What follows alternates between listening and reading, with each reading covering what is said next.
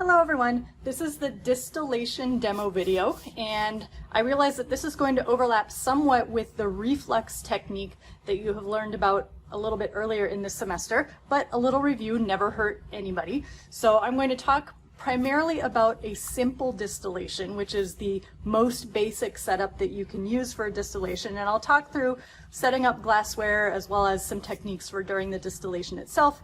And then I'll also briefly mention a few other things that can be used for a distillation, one of which you'll actually be using in your fractional distillation experiment itself. I'm kind of at a zoomed out view right now just so I can show you all the things that you will need for a distillation. You will obviously need a round bottom flask in which to have the sample that you're distilling. I don't have anything in here right now. I'm just going to use methanol for this particular demo, but most of the time, obviously, it will be a mixture of things that you're trying to separate.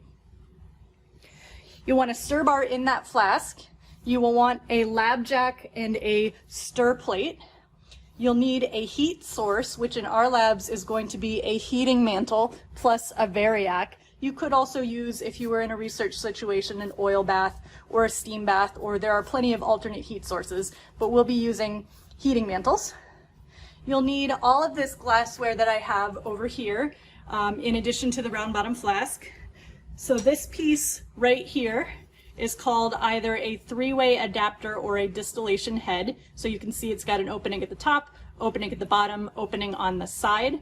And all of these joints are ground glass. They are a particular size that are meant to fit together with the round bottom flask and other glassware in your kit.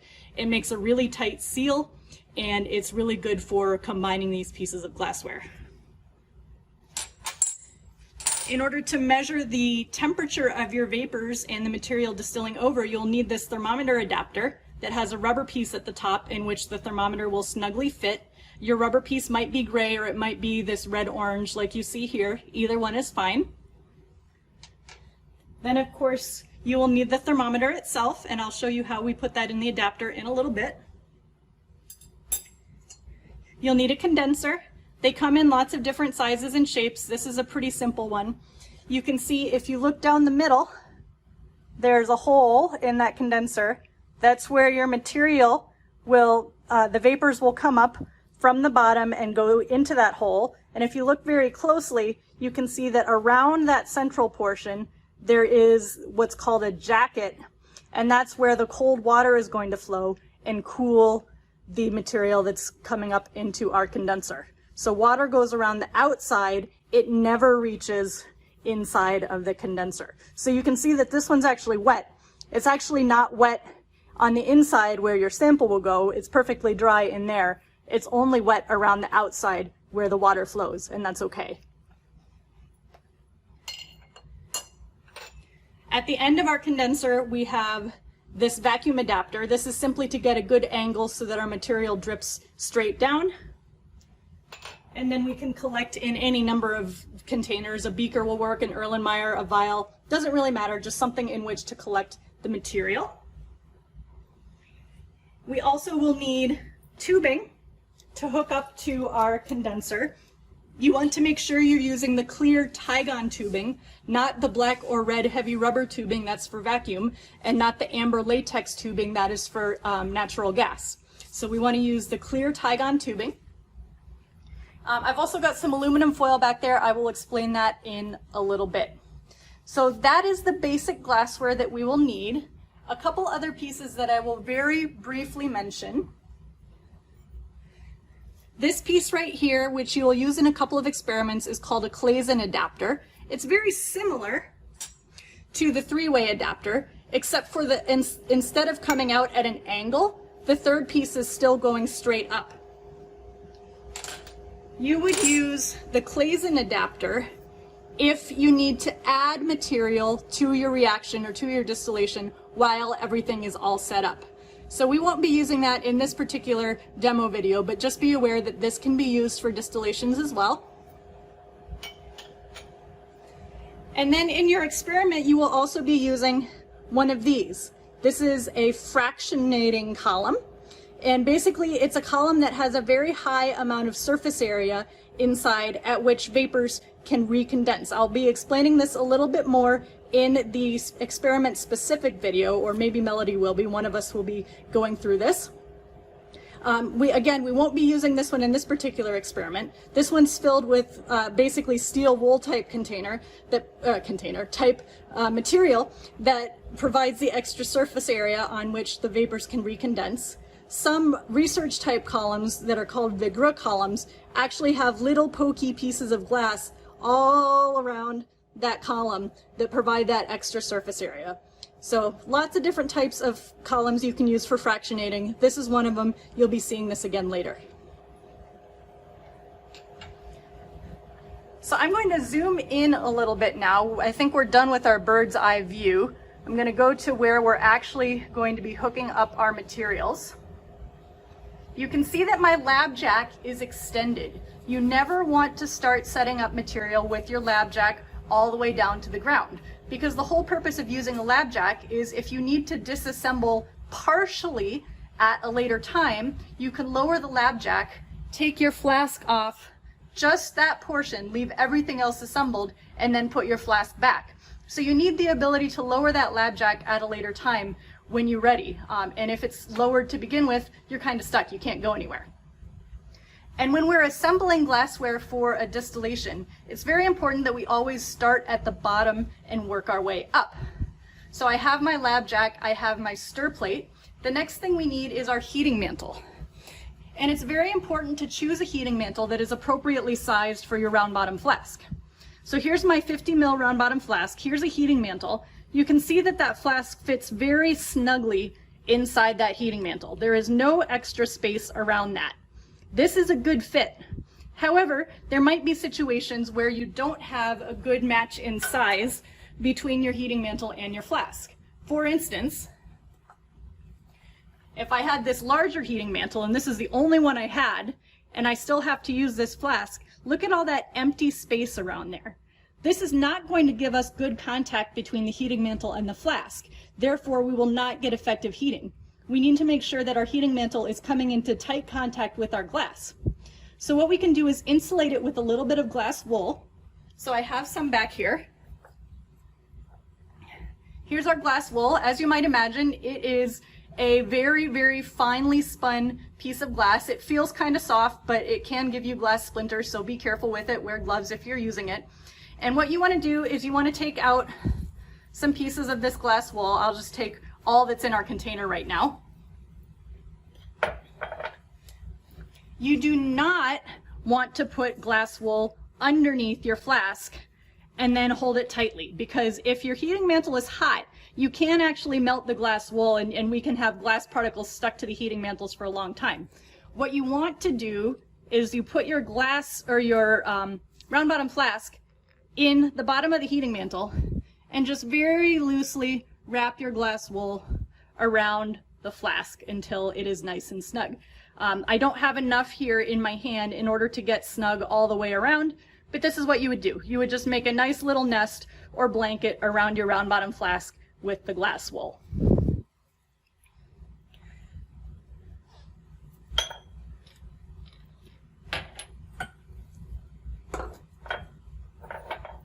So I'm going to go ahead and use this heating mantle because it does fit our flask better. And remember, you never ever plug a heating mantle directly into the wall. We always want to be able to control the temperature of the heating mantle, and we do that with our variac over here. So my variac is plugged into the wall. Here is my plug for the heating mantle. So I'm going to put my plug into the cord here. There's a right way and a wrong way to put the plug in, and then you have to twist. If you don't twist, the contact won't be strong enough and your heating mantle might not heat. And once you twist, that will be locked in place. So now I'm going to put my heating mantle on my stir plate and go ahead and plug it into my variac. I'm not going to turn the variac on just yet. Then I'm going to go ahead and put my flask into my heating mantle and clamp it. Now I pre-situated these clamps so that it was in the right position. you want to make sure that your heating mantle and round bottom flask are situated pretty much right in the center of your stir plate to get the best, most controlled rate of stirring. And you want to be clamping your flask right at that joint or that neck in order to secure it very well. I'm going to go ahead and pour some methanol into this flask at this point in time, just so I don't have to disassemble it later. Give me 1 second.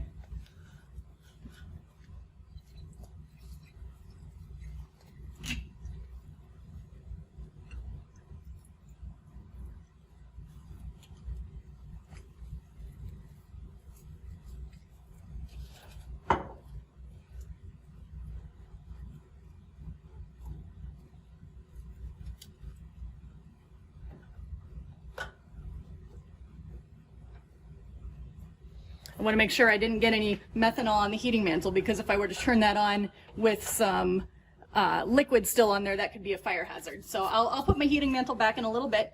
I'm going to go ahead and go through the rest of the glassware. Here is our thermometer and our thermometer adapter. And you want to make sure the thermometer adapter goes into the round bottom flask with the glass side down and the rubber side up, so it makes that nice tight seal I was talking about. Actually, I forgot the three-way adapter. It was out of sight, out of mind. Three-way adapter comes next. My bad. There's our three-way adapter. Notice I am not clamping this. The joints will kind of settle themselves as we assemble this material. We want at least 2 clamps, but 1 at this joint is good enough, and gravity will do its work. You do want to make sure you can turn this around a little bit, make sure that's a nice tight seal. Here's our thermometer adapter. The thermometer goes in from the top with a twisting motion. You never want to force thermometers through the thermometer adapter, because if it breaks and your hand is in there, that could be a bad thing. So always use a twisting motion. I'm a lefty, so I'm going to switch hands here.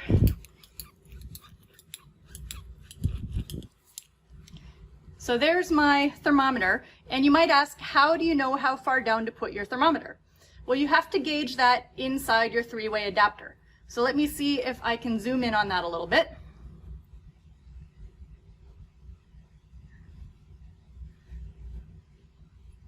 So I'm going to put my thermometer adapter in.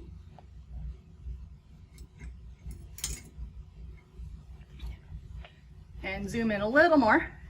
What you can see right now is the very bottom of that thermometer is just above this part of our adapter right here. This is too high up. There's a particular position we want the thermometer. We want the very top of the blue portion, right where my finger is, to be even with the bottom of this joint. So I need to go a little lower. Let me see if I can do that right here. Nope, I'm gonna have to take it off.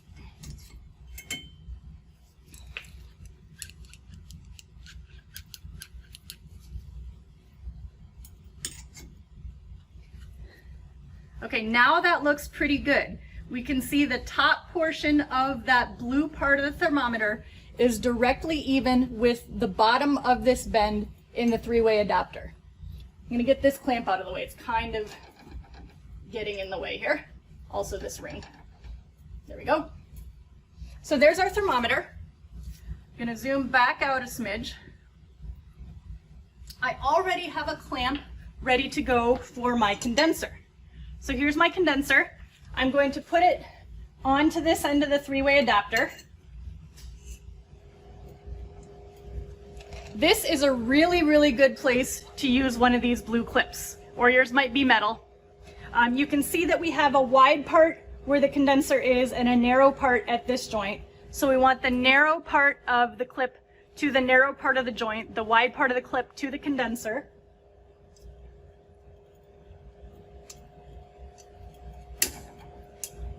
Let that click into place.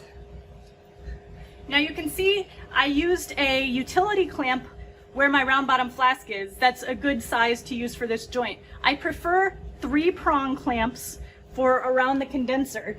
The way you can situate them sideways, you can support the condenser on the 2 prongs of the clamp, and then we still have 2 places we can adjust. We could adjust up if we need to, or we can simply adjust down. We have 2 different places to clamp. So I already have mine settled nice and gently on this clamp, and I'm just going to lower this top arm. What you don't want to do is have your two clamps fight against each other so that you're pulling the joints apart. You need to make sure that the glassware basically dictates where you put the clamps and not the other way around.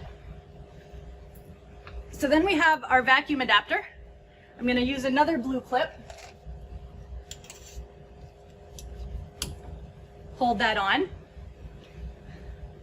So this is our entire setup, basically. I could put another lab jack underneath to catch the material if I wish, or I could use ice bucket or something else just to support the beaker, or if you're really good, you could just put it underneath. It doesn't really matter. So we're basically ready to go. I'll put my heating mantle back in just a minute. The one thing I hope you have noticed that is missing is our tubing to the sink.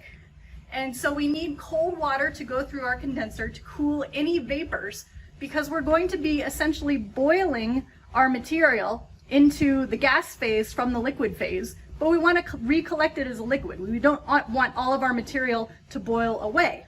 So it's going to boil from the liquid phase into the gas phase, but then as soon as that gas hits the cold condenser, it will become a liquid again and drip back down into our collection flask. And when we connect our tubing, there is a right way and a wrong way to do it. I'm going to hook this end to my sink first.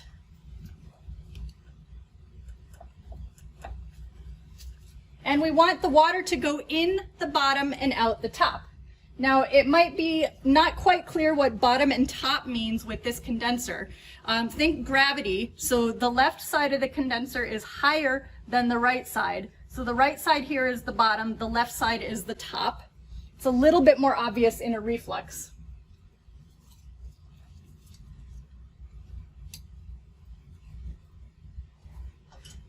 So there's our water in the bottom. Now I'm going to do water out the top to the drain.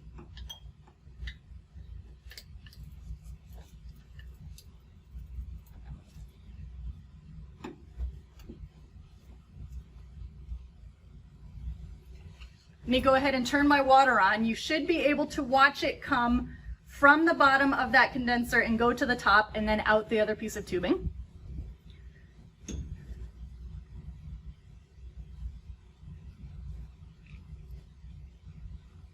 Here comes the water. There it's going in the bottom and out the top. And I did purposefully put those little joints or outlets on the condenser pointing up instead of pointing down. If you have them pointing down, it will kind of still work, but you'll end up with a portion of your condenser right by this top joint that ends up not being filled with water. So if you have to choose, put your nozzles going up. So now my distillation is all set up. The water is running.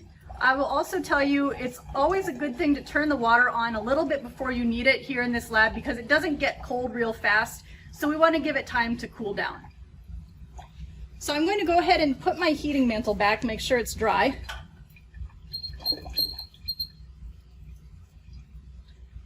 Just showed you the importance of the lab jack.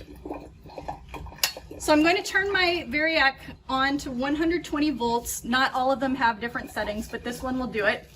I'm going to set it to about 75. With distillations, there's kind of two schools of thought. Either you can start the Variac at a higher temperature and then lower it down once it starts boiling, or if you're not sure where your material is going to boil, you can start low and gradually raise it until you hit the boiling point. I happen to know, because you can look it up, what the boiling point of methanol is, and 70 is probably a little bit higher than we're going to need to end up at, but it's a good place to start just to get it heating up for a while, and then we will get going. So I'm going to go ahead and turn the stirring on. When you're doing a distillation, you want a controlled, even rate of stirring.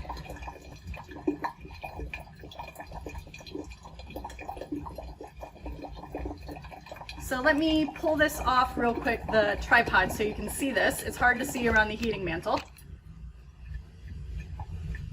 There's our stir bar. It's going at an even controlled rate, fast enough to get a vortex, but not so fast that the stir bar can't keep up with the stir plate. So we would like to keep at that rate pretty much the entire way through the distillation.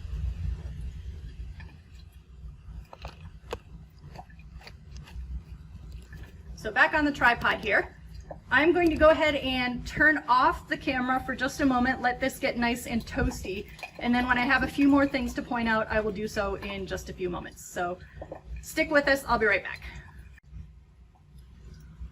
While we were waiting for our methanol to heat up, I did check my heating mantle to make sure it's working. It's getting nice and hot. It just takes a few minutes for the solvent to heat up.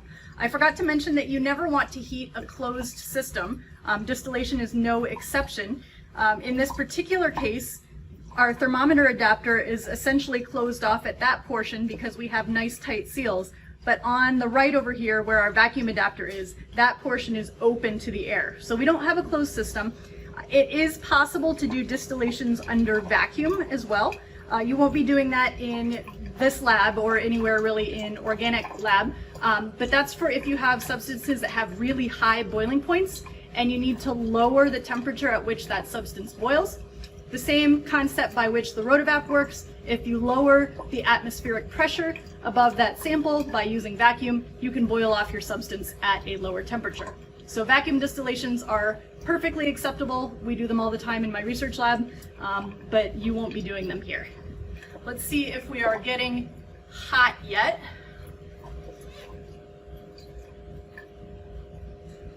I can tell the flask is starting to feel a little warm. I'm going to zoom in on our flask now. What you should look for at the beginning of a distillation, obviously you can kind of put your hand on the flask to see how warm it feels, that's one thing. You also should start seeing the vapors come up to this portion of our three-way adapter and then condense back down into liquid, kind of like we saw with reflux.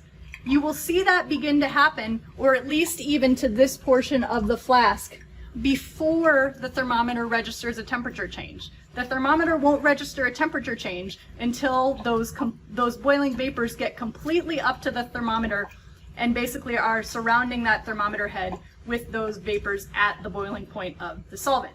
But initially you will see some reflexing right up here to the joint and maybe just below where that thermometer is.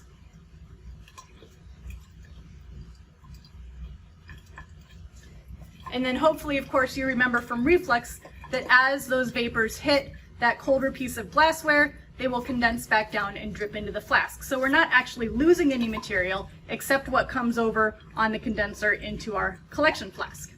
Now I said I would get to the aluminum foil. One thing you can do, particularly if it's cold in the lab, actually the air conditioner is not working today, so it's quite toasty in here, but if it were cold, you're going to be losing a lot of heat around this portion of the joint. So you can insulate it. Aluminum foil is what we commonly use in the lab here. Obviously, if you know your properties of materials, aluminum foil being metallic, it's not actually a very good insulator. In fact, it's a conductor, if anything. However, you can use the aluminum foil to make a basically a curtain of air around your joint here. So you can take your aluminum foil and very, very, very loosely wrap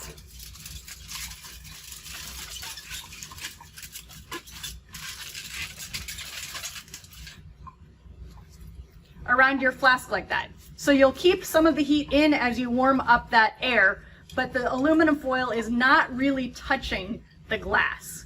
So if you need to use aluminum foil, that's how you do it. You don't wrap very tightly against the glass. You want to keep a nice warm curtain of air next to that glassware.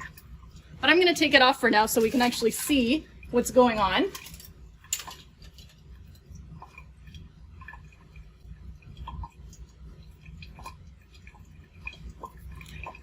Don't know if we'll be able to see it on the camera. This is as zoomed in as I can get. Let me see if I can take it off again.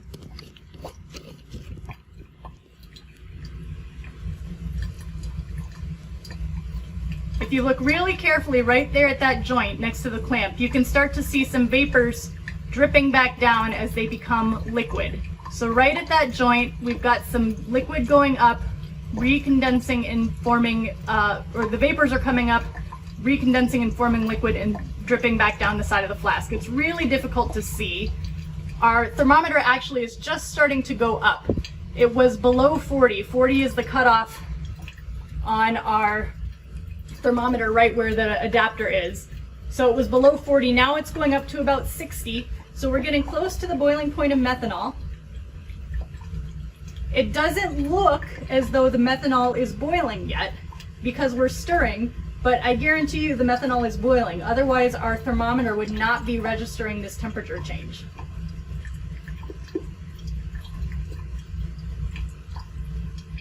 See if I can turn the stirring off for just a moment and so you can see it boil.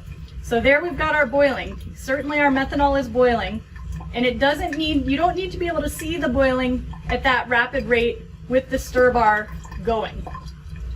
As long as you're seeing that sort of reflex action, and as long as you're registering temperature change on the thermometer, you don't need a super rapid rate of boiling. So back on the tripod I go.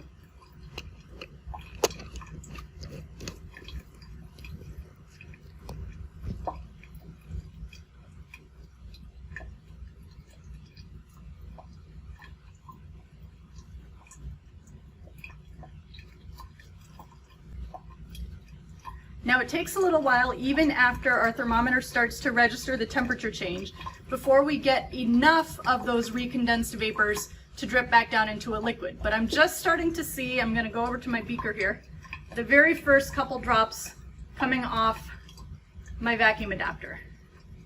So this is actually a pretty decent rate of distillation. We could let it go a little bit faster, but we don't want it to go too fast if we're actually trying to separate some components, or we could get mixtures of fractions. So there's our collection. We can see, it still doesn't look like it's boiling, but obviously it is. Our temperature is now steady right around 60. I'll leave it to you to look up the boiling point of methanol to see how accurate that temperature is, and let you think about why not this might be a little bit different from what is the literature boiling point of methanol itself. There's not really a whole lot else to see here. If you are distilling something like water, you'll see a lot of beads of water collecting on the glassware simply from the high surface tension of water, but we don't normally see that with organic solvents. So again, we're dripping. When we're done, we would simply turn off the variac so that we can cool down our flask. We will disassemble our tubing from the condenser. The best way to do that without making a mess, disconnect from the sink first and let that tube drain into the sink. Then you will have more dry glassware to disassemble. And the final thing is, never ever ever distill to dryness. You always want to leave at least a small amount of liquid in the flask from which you are distilling, both so that you don't have mixtures or undesirable byproducts, but it's also better for the glassware and it avoids the formation of potentially hazardous materials like peroxides, depending on what you are distilling. So I think that's pretty much it for distillation right now. We're still going, and you'll actually get some data when you do the fractional distillation for your experiment itself. But this shows you the glassware, this shows you the techniques, how to set everything up, how to insulate, all that sort of thing, and you will get to do it yourself very soon. Thanks for watching. Bye.